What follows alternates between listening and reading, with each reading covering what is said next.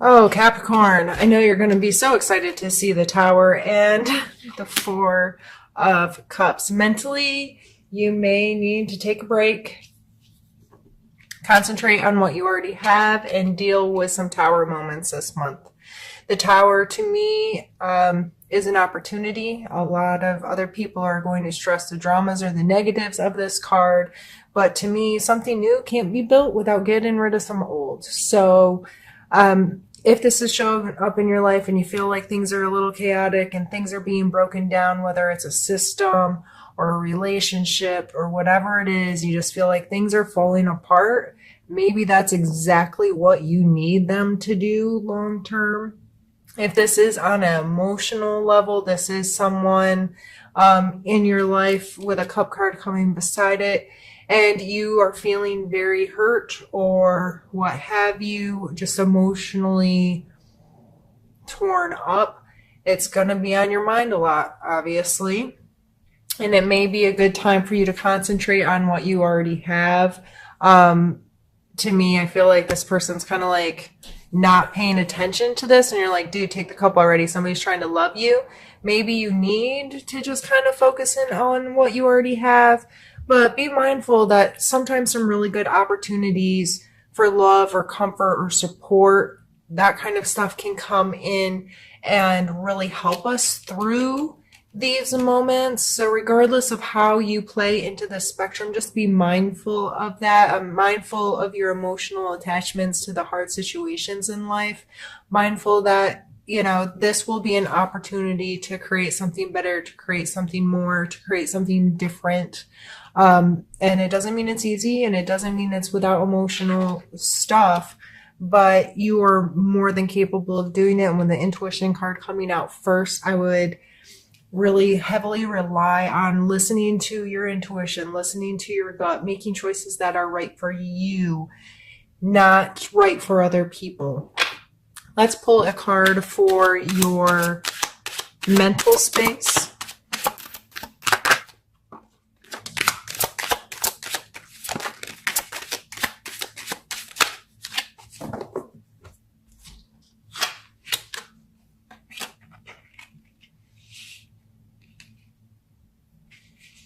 Opportunity for movement, for change, for progression, an opportunity to play salesman for yourself. I'm kind of feeling this card's he's by himself, but in these cards, the main characters are kind of with two others that they are coercing into moving them or purchasing from them, or these are both kind of cards of having to deal with others and your approach to that.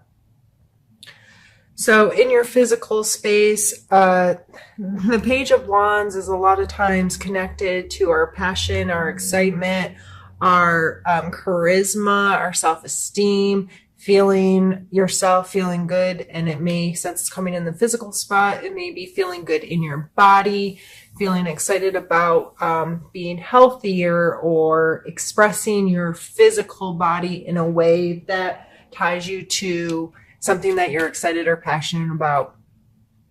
The Chariot here, in order for these two creatures to move him along how he wants, there's training and there's trust set up, and he can't just hook them together, jump in the driver's seat, and expect them to understand his commands and to work together and do what he wants. So to me, this is always, we have to like forward think. If we want to make progression here, if we want to move this chariot, we have to make sure that we are capable of driving it and that the forces pulling us along trust us and listen to us and can work together to move.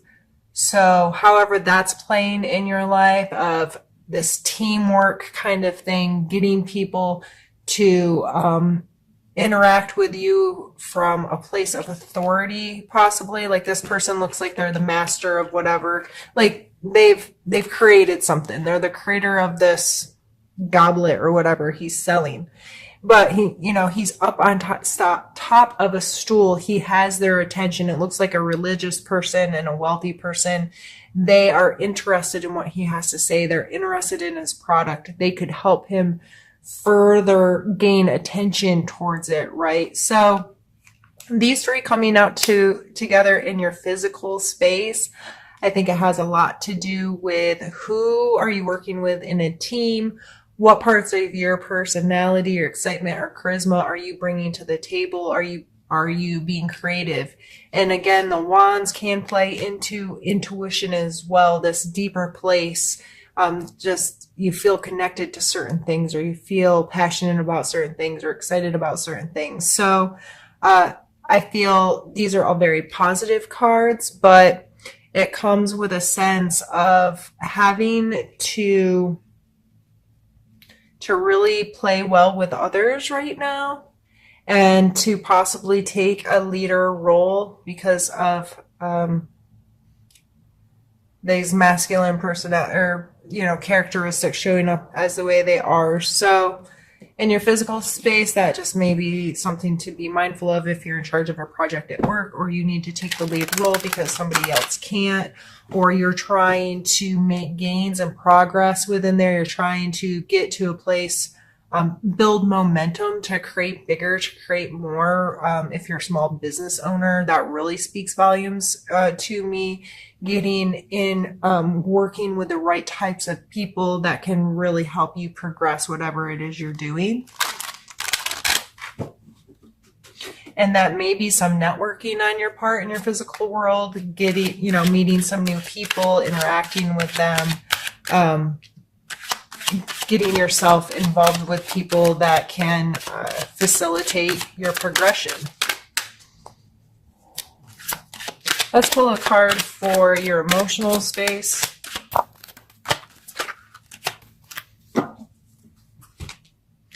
We have the 10 of Cups. I really take this as feeling at home, feeling like connected to your family. There's a happy little couple and their happy children dancing around. This looks like their homestead with a rainbow over top. That doesn't mean everything's hunky. Holy goodness, I can't English. Well, now I'm bumping the camera. I'm such a hot mess express, Capricorn. It doesn't mean everything's hunky-dory. Is that the term I was looking for? And perfect, but it's definitely a place of connection and feeling a sense of family, a sense of unity, a sense of, it's a 10, so completion, really pulling together and feeling comfortable in your space. So emotionally, you may be feeling pretty fulfilled right now, or have the opportunity to find moments like this fulfillment, spending time with family, getting to enjoy each other, enjoying the space, and enjoying the connection that you have with each other. I would look for opportunities this month to have that and see it, not just have it, but experience it, appreciate it, so on and so forth. Let's get a card pulled for your spiritual space this month. We have the 2 of Cups.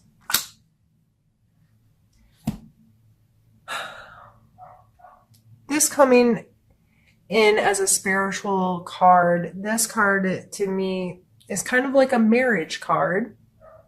They're exchanging their cups. They're being vulnerable and open and accepting of each other. This is some heavy duty love exchange. So spiritually speaking, this may be you becoming more committed to a spiritual practice, getting emotional satisfaction and fulfillment from engaging in a spiritual practice, whether this is praying, meditating, going to some kind of group or church, or something that's bringing in some fulfillment for you and allowing you to exchange with this. And it could just be, praying, or for a couple of minutes a day, or sitting with an attitude of gratitude for giving thanks for how amazing your life is each day, or something that's really helping you feel more fulfilled and like you have a real personal connection to your spiritual life in any way that you experience your spirituality. So what I'm going to do now is pause the camera, move some things around, and we're going to continue on to the second part of the reading.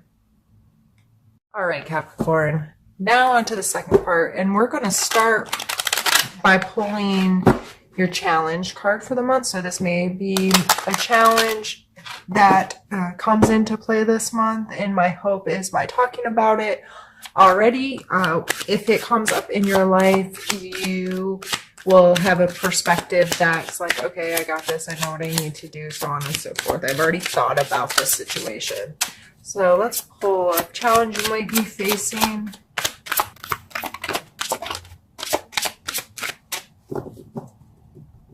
Judgment. And is that judgment of others or judgment that you put on yourself? It coming through in a challenge position really makes me think that you may need to reevaluate what judgment is. What does that mean to you? Do you place the judgments on others? Do you have a tendency to want to correct others or blame or cast judgment because they're not living or doing what you think they should be? Or it could even be on yourself, where you are judging yourself, you're getting harsh on yourself, or you're allowing yourself to believe that the judgments of others matter because they simply don't. How you feel, the story you tell yourself about yourself is the absolute and most important thing in this world. And if that story about yourself to yourself is filled with judgments and shame and grief and guilt and all of those regret, negative kind of connotation stuff, that's the reality you're going to have. So I think it's very important to pull back from a situation, evaluate how that energy is maybe conjuring in your life. What power are you giving it? Are you allowing it to control your actions or your words or your thoughts or your feelings? And I think it would be important to at least have a conversation with yourself about that this month, and be mindful if you find yourself being judged or judging others, judging yourself, call yourself on it and say, why am I doing this right now? Is this appropriate? Is this healthy? How can I change this behavior? Those types of things. Let's pull a card for a strength for you that you may want to utilize this month.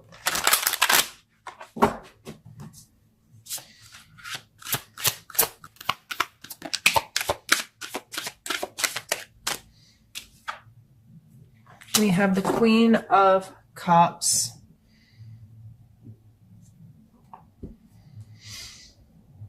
As a strength, this is being emotionally mature. This willingness to put your heart on your sleeve and be vulnerable and connect with people and have mature, open, dialogued, authentic relationships with people. I don't see her as scared. She's not scared to get her feelings hurt. You know what I mean? She is willing to trust and to love and to be unconditional. And I don't think she's very judgmental. You know, I think it'd be hard to love the way this energy comes across if you're in this kind of mind state. So this coming out as your strength. I know a lot of you Capricorns are very giving to others, want to help take care of others, want to help get things planned and organized and whatever. I would be mindful of your intent there. Is it because you think you can do it better than them or something? Or is it because are you giving of your time and your energy to this person because you truly just care about giving it to them? And are you willing to not only give this kind of energy to someone else, but are you willing to give it to yourself? Are you willing to allow yourself the freedom to care and to love and to express your emotions and to feel secure within them? Let's pull a card for your need to know for the month.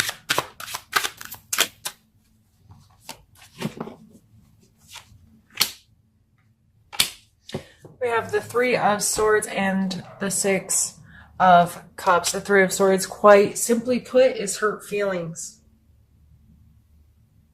Feelings get hurt.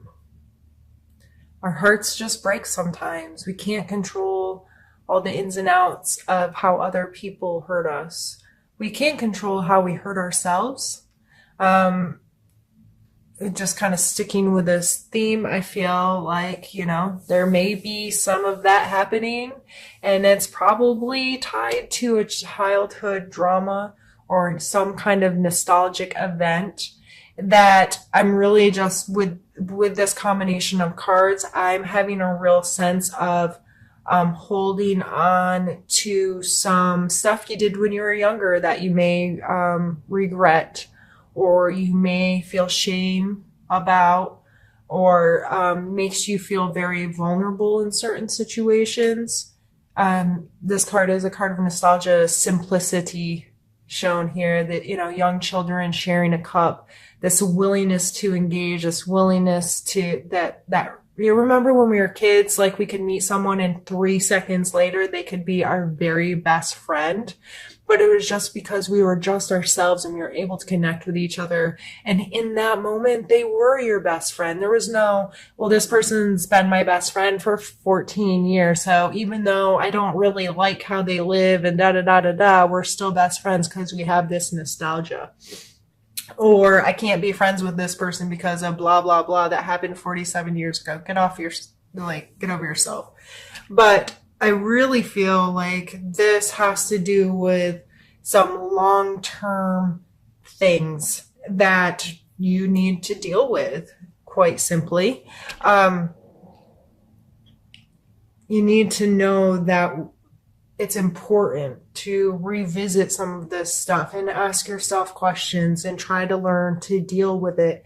And are you still carrying around stuff from your childhood? Most of us are. That's okay. But are we at least aware of it? Are we aware of how it's affecting us today? Are we willing to call ourselves out on it once in a while? Are we willing to put in some work that helps us deal with it?